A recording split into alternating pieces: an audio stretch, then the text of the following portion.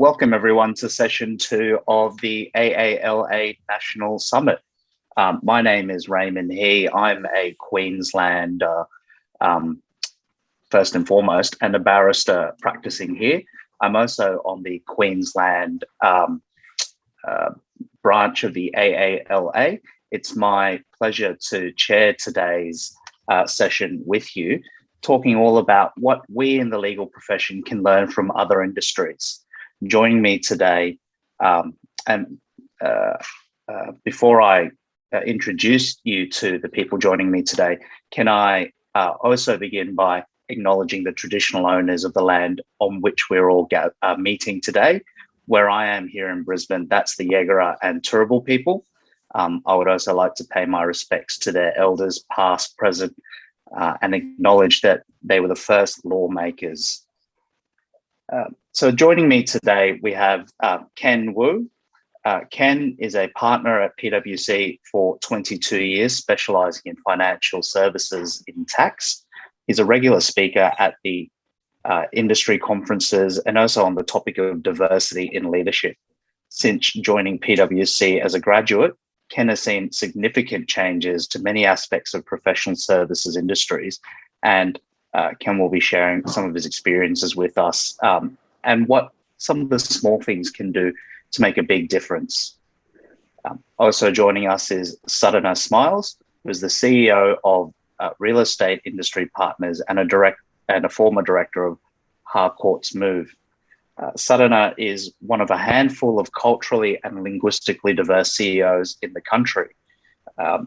She was named the 2013 Telstra Businesswoman of the Year and was the winner of the 2016 100 Women of Influence. Sadhana is the founder of Links Fiji, a not-for-profit organisation, and the founder of Walk a Mile in Their Shoes, a national walk supporting White Ribbons schools programs and taking a stand against domestic violence. Last and not least, we're also joined by a more famous and unfortunately more better looking Mr. He than I, Mr. Remy He. Remy needs no introduction, but for those who aren't aware and have been living under a rock, he is a professional actor, a hobbyist photographer, and a budding home chef.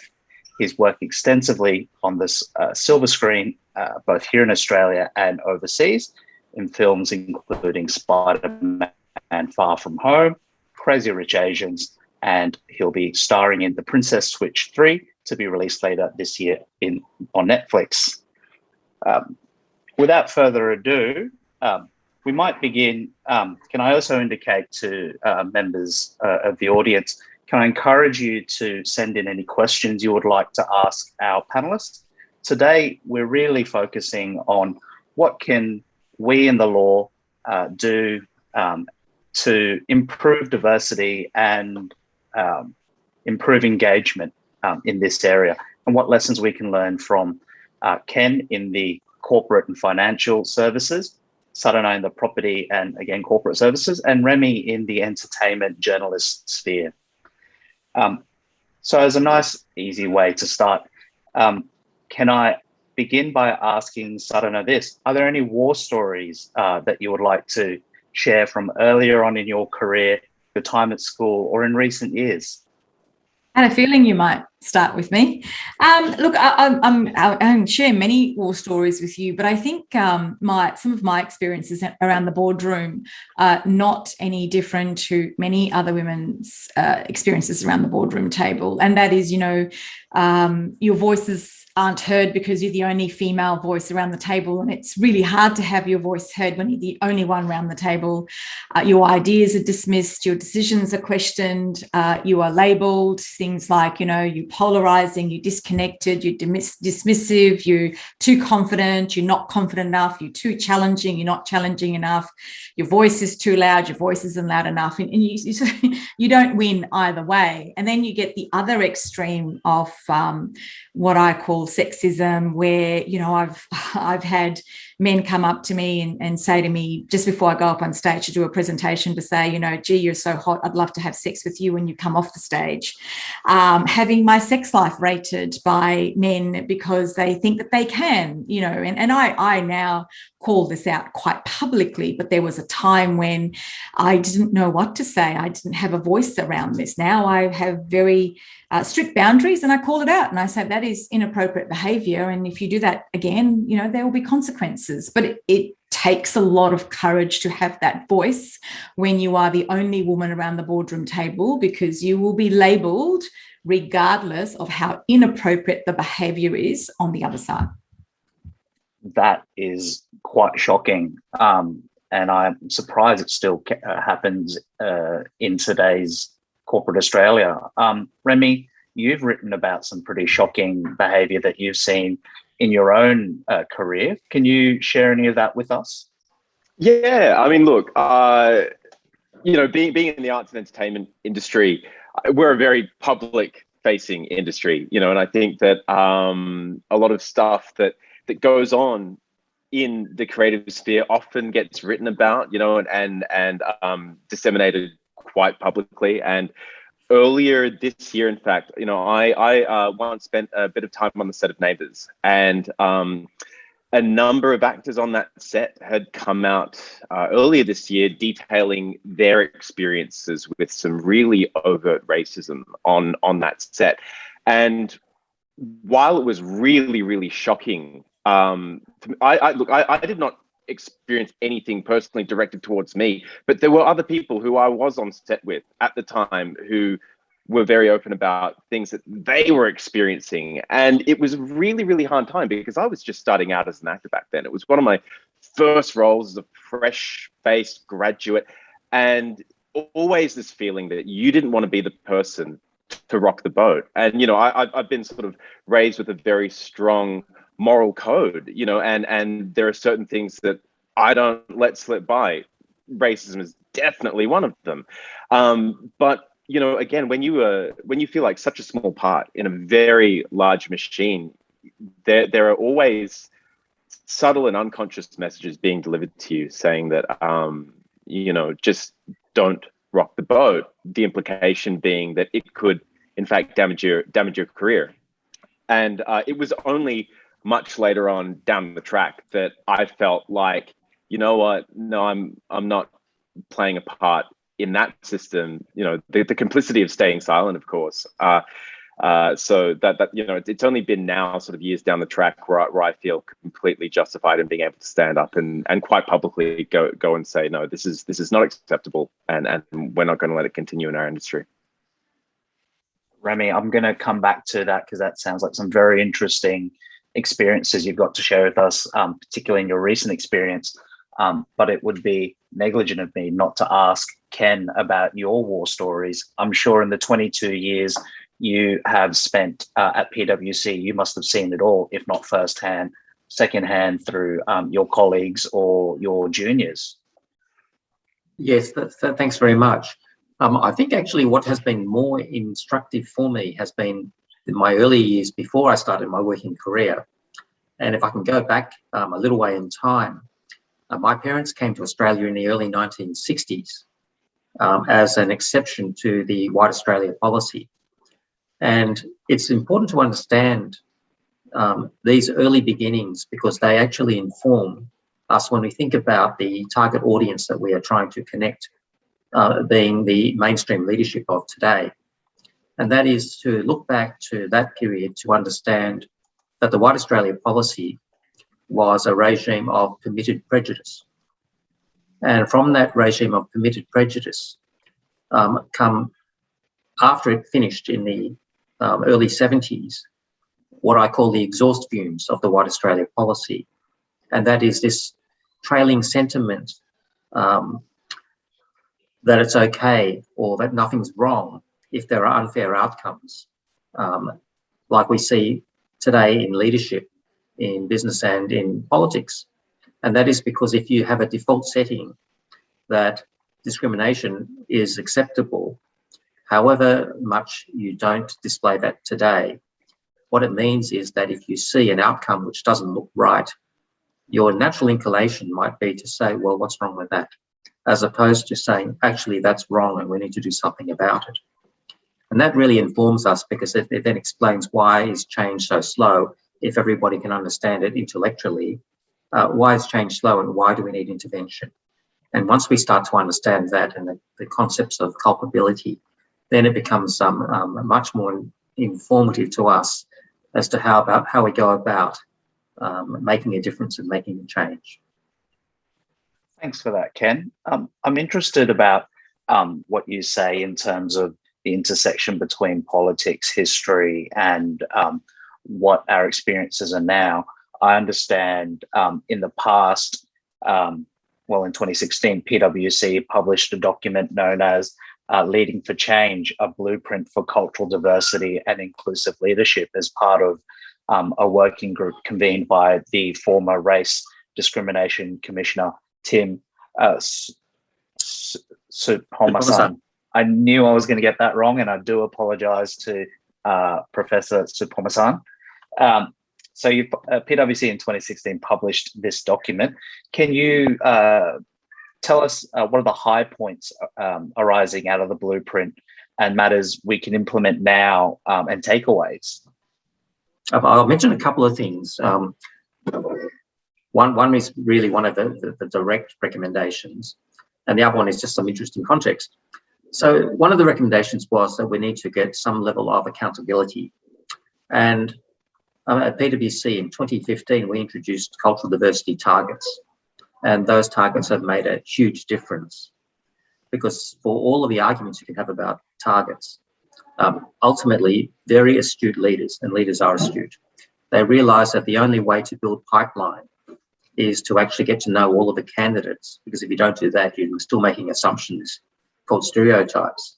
And exercising curiosity and taking the time to do that is the astute thing to do. So contrary to the sort of business religion of efficiency, as it turns out, the most efficient way to get to the right outcomes is to take the time to be curious. And accountability through targets, I think, has been very helpful to that end. My other point I was going to make just about the blueprint was that this is a challenge in promoting diversity in leadership that doesn't really have a finite start, middle, and end. And the blueprint was very helpful because people would always ask, so exactly why are you doing this? And it was very easy then to be able to say it's in furtherance of the blueprint. And because the blueprint seemed like a plan which had a start, beginning, and an end, even though it didn't. People felt that way, and so then they thought, okay, it's in furtherance of the blueprint. That's good. That's okay. So it actually provided a framework on which we could say that whatever we're doing is in furtherance of that. We're heading in that direction, and then it was much easier for people to comprehend what we were doing. Thanks for that, Ken. Remy, following on from this idea of heading in the right direction, you have worked overseas in the US entertainment industry, and it would be an understatement to say that they are a little bit more progressive, or at least aware of issues around race and culture in the US and in politics and in general. Can you tell us a little bit about your experiences in the US and compare that to how that is been like to your experiences in the Australian entertainment industries? Yeah, of course. I think for me, there are a lot of differences and a lot of similarities that I've found working, at least, if we're going to be talking about sort of the cultural sphere and diversity in the workplace, US as opposed to Australia. One thing that we do share is the model minority myth. I think especially as Asian immigrants, whether it's first or second generation, in the States and Australia, there is a commonality there. But you're right in that America has had a lot more practice with the conversation around race and racial politics. They had the civil rights movement. That's something that was never really part of like a larger political conversation here. And I think that while they have had these conversations out and loud, and I mean, it's still ongoing, and there have been some pretty, like very public flashpoints. as recently as, like if we're going back to George Floyd. The point is that in America, the conversations are always ongoing. And I feel like in Australia, we are only it's only been in the last couple of years that the conversation about diversity has kind of hit the mainstream. And I think that we're still kind of like finding our voice and where and how to have these conversations. And so when it comes to the workplace, I find that is where we need a lot more leadership. I think that we need people in positions of power, especially, who are able to have and hold these sort of nuanced conversations, because it really does come from a top down. Thanks for that, Remy. Sadhana, talking about working from the top down, you mentioned earlier that you'd received a range of comments, for example, not being confident enough, being too confident, being too loud, not loud enough. Do you have any tips on how, as a woman of colour, in particularly a male-dominated industry, you would respond to those types of comments when they are raised with you? You talked about calling it out. How do you go about doing that? Yeah, and I think it's important to understand that when it first starts to happen to you, you actually don't have a voice. You're very much the other in the room, and you don't believe that you have a voice to counter it. I spent some time with a coach who actually was one of my allies and went a long way to giving me the courage to step up and actually have a voice. And I think it's important for women and men from diverse backgrounds who find themselves in situations that sometimes you need allies in your corner who are not only going to support you, but to have your back as well. And it was just the open conversations where I learned then to have the courage to say, you know what, Remy, when you say that, this is how it makes me feel. I'm sure this is not how you want me to feel, but it does make me feel this way. And maybe you need to think about how you're having this conversation. Or I remember one time, I went to the bathroom in a board meeting. I went to the bathroom and I came back, and the men in my group were all laughing. And I said, "What's so funny?" And they said, "Oh, you went to the bathroom with this particular person. We're wondering what kind of children you're going to have." And I just turned around and said to them, I said, "So when you go to the toilet, do you really think I sit here and wonder about what kind of children you're going to have because you've gone to the toilet with another person who happens to be a woman at the same time? Do you actually not even consider how inappropriate these conversations are and how ridiculous they are? And it's actually not funny." I think I got to a point in my career and a point in my life where I didn't care anymore the consequences around having a voice, because I knew that if I didn't have a voice, then it wasn't just going to reflect on me, but every other woman in the organization, right? So I had to have a stand. And if the business didn't support my stand, then that wasn't the right business for me. And I say this to women all the time. There comes a point in your life, in your corporate career, that if these behaviors continue, then it's okay to walk away. And you don't walk away being a victim. You walk away thinking to yourself that, do you know what? There are going to be better opportunities for me out there that are going to be better than what this environment is, because that environment actually isn't going to support you, promote you, put you into leadership positions where you're going to grow and shine. They're not going to do that. So if you work in that, and I've done that, I've walked away from organizations because I knew that those behaviors were never going to change. And I say this to leaders all the time: what you accept is the culture that you create in your business. And if this is a behavior you accept and you don't call it out, then it becomes the accepted culture in your business. And that is a problem then. Yeah, Remy, how dare you? No, sorry. Unfair. Sorry, Remy. I just kind of thought, being the actor, you'd know how that feels. Yeah.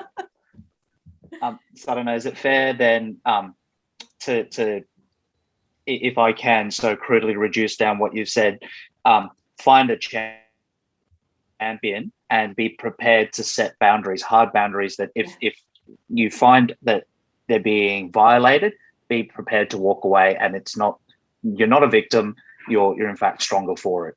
Yeah, 100%. Couldn't say it better myself. I love it when people say that. Now, we've got a question from the audience, and I might direct this at Ken and then get Remy and Sadhana your views on this.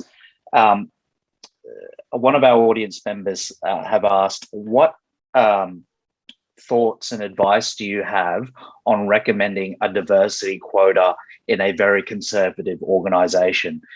This person is one of the only coloured graduates in their organisation, and in fact, the only coloured person in their office. And speaking as a former diversity hire once upon a time, I can understand how difficult that can be. Can you talk about quotas, targets? What are your thoughts and advice around this? If you're starting from a very low point, I would emphasise that targets are aspirational, because if the present pipeline, particularly in the levels just below the important leadership levels, you just don't have enough candidates, then it's good to set targets that's aspirational, because if the pipeline can't meet it, then at least it begs the very important question, where is the pipeline? And then it starts to get leaders thinking about how they need to build the pipeline, and that's how the process of change begins. Because when you think about the way that the business mind operates, it's efficiency driven. So the fastest way to pick leadership candidates is to pick those in the image of yourself and then find assumptions to rule other people out. And what targets do is targets try to disassemble that process, not so that we replace with another conclusion that we begin with, which is target outcomes. It's not meant to do that. It's meant to get leaders to think about all of the candidates in the field, to get curious, to get to know all of them, and then make a broader assessment. And that's the way in which we hope that targets bring about a change in the mindset and the thinking of leaders. And I'm a graduate. I'm just joined PwC. I'm put in a team which is led by a partner or a director who is not as forward thinking as you are. And I'm feeling a bit uncomfortable or unsure about how I raise the idea of aspirational quotas. How would you suggest I would go about doing that? Well, I can share with you what I did when I was a graduate, because there were no role models around it. And what I did was I thought about of the partner group that we had, and they were all amazingly talented people, but I tried to understand which of those had actually begun in a minority of some sort and found their way from the edge, so to speak, into the mainstream. And it wasn't through cultural diversity or ethnicity, it was through other different dimensions, but finding parts who are of that thinking or had made it through, it was very easy then to connect with them and to talk about how they made it from the edge into the mainstream. And those kind of conversations actually led to those partners becoming my mentors and sponsors. And so that's how I would try to do it, is to engage with people who are going to be familiar with the issues, and in the process of seeking out their advice, you can gain their support. What about you, Sadhana? I don't know. Do you have any recommendations or thoughts around the idea of diversity quotas? I just want to sort of answer that question in the front end first before I get to quotas and targets. And I've been the only person of colour in an organisation before at a leadership level. And I think one of the things that I really struggle with, that I have many conversations about with leaders, is why can't they see it? So if the leaders of an organisation can't see that we only have one diverse person in our very white world or our very male world, then that organisation has a culture beyond target and quotas and recruitment. They have an issue around they can't see the fact that I call it the colours of the community are not reflected in their organisation. And if they're not reflected in their organisation, they have a much deeper issue with connecting with the clients, because we all know we like to do business with people who look like us, right? So there's a deeper conversation that needs to be had in those types of organisations if you're the only person. In terms of targets and quotas, there was a time where I didn't really want to push the concept of targets and quotas because my hope was always that we would get there organically. And maybe I've got a bit cynical as I've got older and been battered around the corporate world a little bit. But I think now I believe that we need to have some sort of targets in place that are realistic, that the business community and the general employment community connects with and agrees with, that we can then implement. And it's a slow process, but we start to see some movement, because I think it's to start the push and to start the conversation and to start the changes. I wouldn't want to see it in forever, but I would certainly agree in seeing it as a start. What about you, Remy? The entertainment industry is unique, I suppose, compared to the corporate world. And I recall reading some commentary back in 2014 when Crazy Rich Asians first came out about how they subverted that idea of quotas and said, look, we're looking specifically for people of a very certain look in order to fill these roles. What do you think about the idea of quotas? Yeah, I just want to sort of support everything that Sadhana and Ken just said, and I think that quotas can be kind of like a dirty word. No one wants to be a diversity hire. No one wants diversity for the sake of diversity. But it's so important, I think, to take notice of the fact that, like Sadhana said, if you're looking at a particular company or an industry that is overwhelmingly homogenous and not diverse, then that is speaking to a cultural problem at large that needs to be addressed. And it needs to be addressed not only for the sake of diversity, but because you are not doing yourself any favors as a company or as a corporation if you can't reflect the community that you're in, but also if you're not serving your audience. So whether it's entertainment or whether it's law or whatever industry it is, you are always trying to connect with your clients, to connect with your audience. And diversity is only adding more strings to the bow, more ways in which you can be adaptable, more ways that you can solve problems. Like you were saying, Sadhana, it's that point, it's that thing of, if you can't see your own blind spots, if you're in a company that is so overwhelmingly just one thing, then you've got a problem that you don't know what you don't know. And so, yeah, look, relating it to the entertainment industry is a really difficult one, because it is a really, really big conversation to be had. But at the end of the day, I think what has always really been heartening for me is one of the bigger roadblocks that you would hear producers kind of fighting back on was this idea of marketability, and why we always had sort of whitewashing in roles that were written as a person of color and then being cast as a white actor. The answer would always be given, oh, well, it's just that there's no one out there that's bankable, or the talent's not there. And what we've found now is that is demonstrably false. We've got the receipts, we've got the box office to show that actually, no, diversity does sell. And it's for all those reasons, because you can connect to an audience that has been waiting for a product that speaks to them.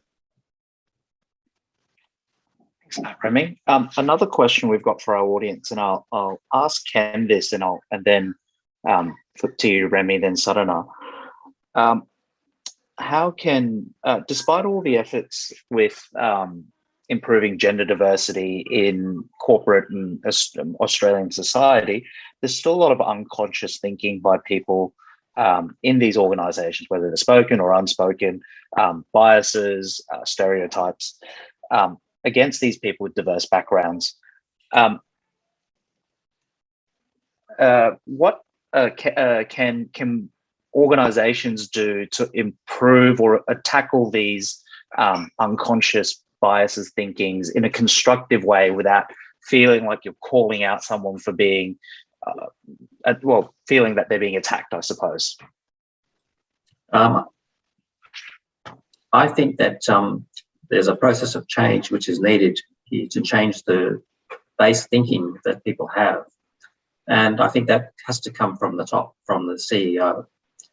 And once it's coming from the CEO, that starts a very important process, which is for everyone else to understand that if this is what the CEO wants, then it serves their best interests, their self-interest, to reconsider the way they think in light of the fact that it's very different to the way that the CEO thinks. And this is why I think one of the most important aspects of change is this process where we align the interests that are currently not aligned, so that when people are confronted with what makes good intellectual sense, which is the pursuit of diversity in leadership, what makes that challenging is that if people feel that they have to give up something for that, then how do they resolve that conflict of interest? And the way to solve that conundrum, which is a very difficult problem, I certainly acknowledge that, is to find ways to align those interests. Right? And that's why I'm quite a big supporter of accountability, because if you have accountabilities where if there isn't evidence of diversity in leadership, there will be consequences for that, then there's no better way to align the interests of people towards that outcome than through their self-interest. Now, another way of putting that is that when I was coming up through the ranks, it was very apparent to me that if anyone had an irrational dislike for me, that would be overcome by their love of money. And so lining people's pockets and showing overtly that you can be a person who can demonstrate growth and build on profits and line people's pockets is obviously a very sensible thing to do anywhere in the business sense. So this idea of aligning self-interest, I think, is at the heart of it. Thanks for that, Ken. Remy, what are your thoughts? Oh, geez. Sorry, can I get that question again, just to? Of course. What was the line? The line was, what can we, because of people in organisations can have spoken or unspoken biases, unconscious thinking. What can we do to improve on this in a constructive way? Yeah, look, I think it's as simple as making that unconscious conscious. And part of what we're doing here is great, but I think that what could make this even better, if this wasn't part of the Asian Australian Lawyers Summit, this should just be part of the Lawyers Summit. In a way, we're kind of preaching to the choir, but that's really great because community is so very important, and it's a wonderful thing to sort of hear everyone's experiences and to be reaffirmed. But there's no reason why something like a discussion like this couldn't be even more inclusive, because what we need to do is convert that unconscious bias into something that we can consciously recognize and then tackle. But it is, it can be as simple as, whether it's training or workshops in the workplace, cultural sensitivity workshops, things like that. I found are becoming really, really effective in my industry. And very simple and effective tools like Sadhana was saying, how do you, without creating conflict, sort of take up something in the workplace where something that has made you feel uncomfortable? How can you go and approach someone who might not have been consciously an aggressive? It might have been a microaggression. How do we resolve conflicts like that? But yeah, it all really begins with a very small step, and that is making that unconscious bias into something that we recognize and see. Thanks, Remy. Sadhana, what anything you'd like to add to the already very comprehensive answers we've been hearing? Yeah, look, I totally agree with Remy. I mean, you know, this is a great platform, but we need to be talking to the broader Australian leadership community around these issues.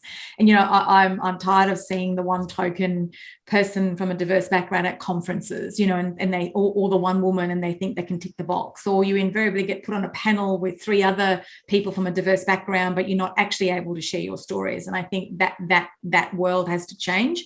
But I think, you know, some of the things that leaders can do, because they do set the tone, as Ken was saying, it starts at the top. And I think today, the best thing a male leader, a male white leader or a white female leader can do, best thing they can do is find a diverse person to take over their role. It's, you know, to me, if you really want to change it, get someone into the heart of it to change it, or find a diverse person to run your HR for you, because that is genuinely going to start creating some change in your organization. This is a question, and I'll throw it out to any of you to answer. So someone from the audience has asked, what do you think about the idea that law is a very adversarial and conflict-driven profession, and in some ways seen as inherently non-compatible with non-Anglo cultures, so East Asian, South Asian cultures?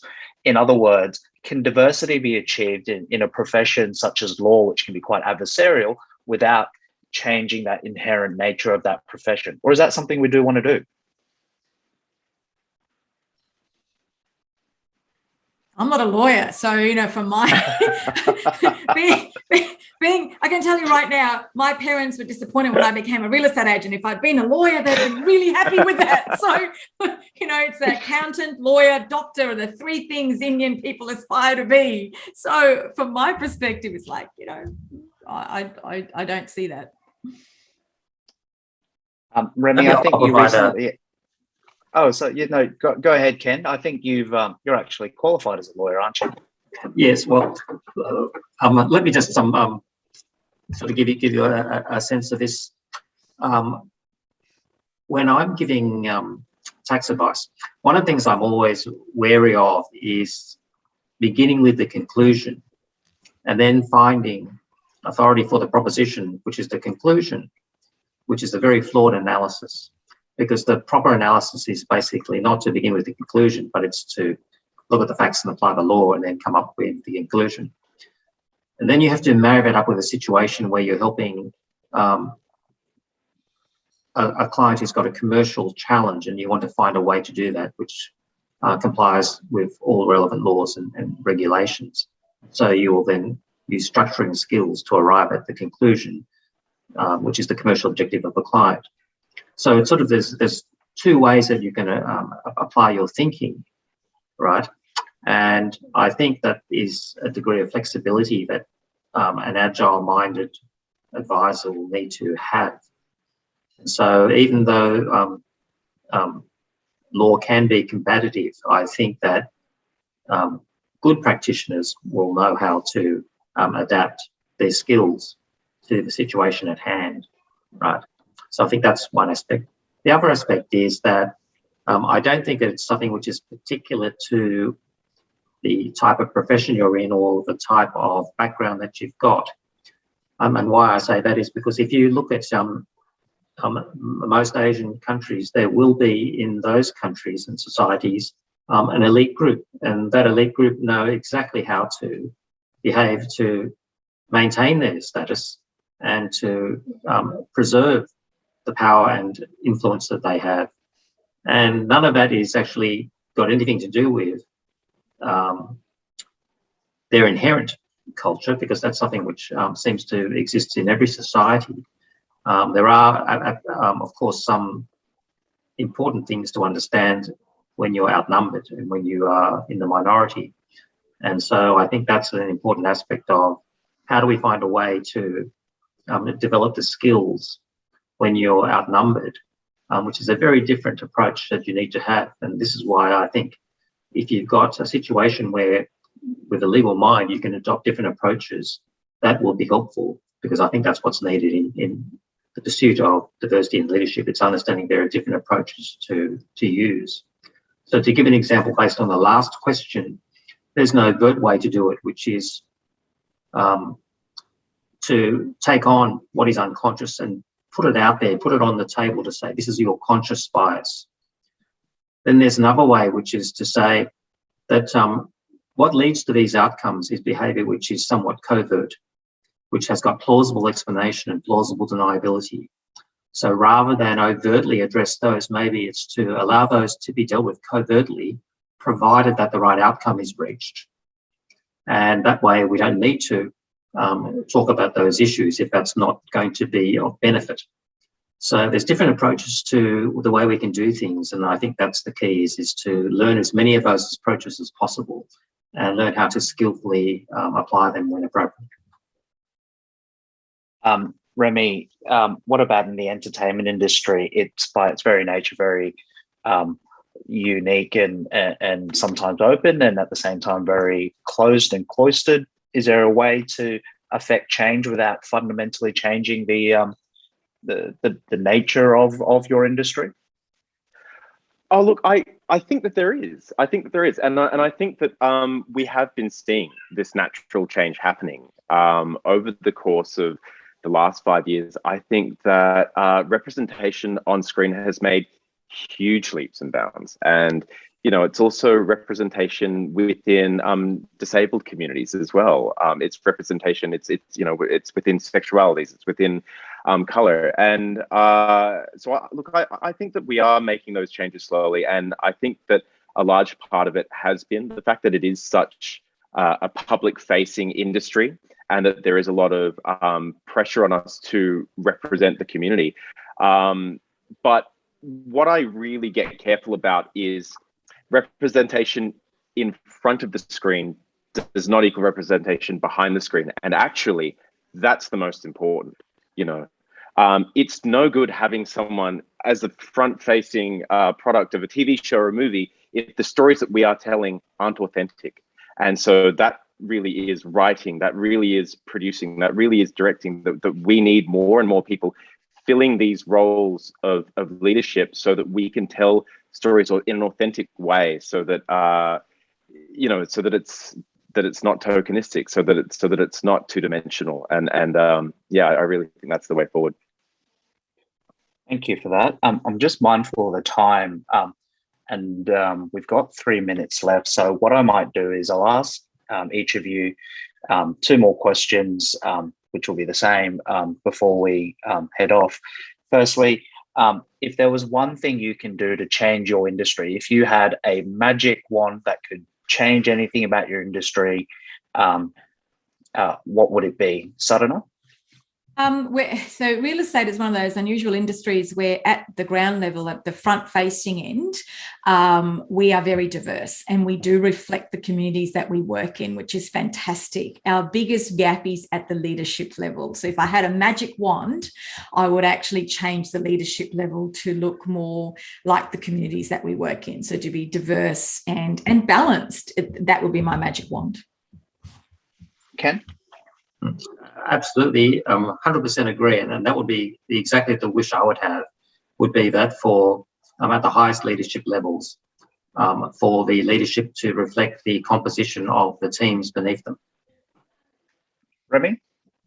Look, I mean, I'm going to have to say something very, very similar, and that is because when you have people in leadership that are setting the example, from the lowest ranking person, there is a feeling of safety and inclusion, and I think that is really just what can have the most fundamental change. And final question, for those who are not yet in those leadership positions but getting there, what advice have you got for them who might not feel necessarily as comfortable putting their hand up or being the shaking for change? What advice would you give them to about what they could do? Ken? I think that they need to look at every situation and work out a way of approaching it that benefits them. At a very minimum, I think that if you can't stick up for yourself, then you can't expect others to follow your lead. So you at some point have to step up. But the how and the way in which you do that needs a lot of skill. And so it's to build up your toolkit of the kinds of skills and experience and judgment that you need to be able to navigate. Sadhana? I'm going to share the advice that my mentor once gave me, and it was really simple. It was master the system and find a way to make it work for you. And this is the 6 things that I'm going to tell you really quickly. That was, for me, 6 things. Focus and have a plan. Have a tribe that holds you accountable, lifts you up, and when you're down. Face your fears, because we all have our own different fears. Self-belief is the most important thing that you can bring to any organisation. Be the best. You have to be better than anybody else. And the last bit is don't be afraid to walk away. Thanks for that, Sadhana. And finally, and certainly not least, Remy. Just going to write that down, Sadhana. That was great.